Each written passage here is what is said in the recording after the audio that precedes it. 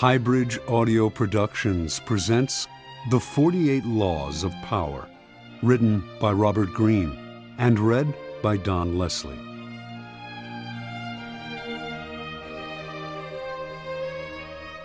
Preface. The feeling of having no power over people and events is generally unbearable to us. When we feel helpless, we feel miserable. No one wants less power. Everyone wants more. In the world today, however, it is dangerous to seem too power-hungry, to be overt with your power moves. We have to seem fair and decent.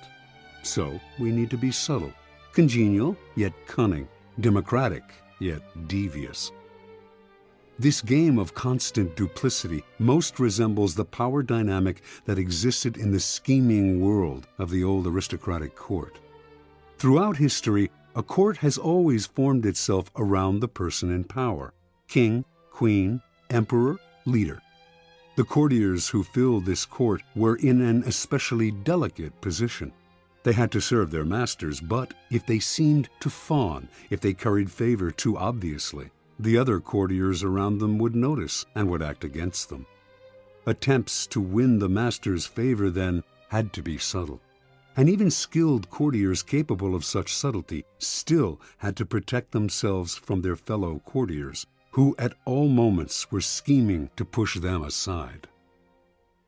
Meanwhile, the court was supposed to represent the height of civilization and refinement.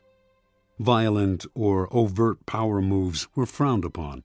Courtiers would work silently and secretly against any among them who used force. This was the courtier's dilemma.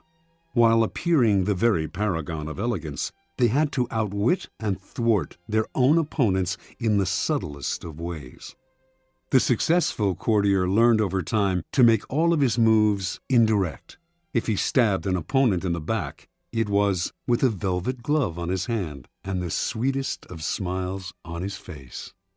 Instead of using coercion or outright treachery, the perfect courtier got his way through seduction, charm, deception, and subtle strategy, always planning several moves ahead.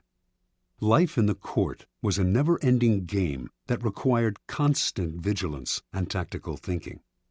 It was civilized war.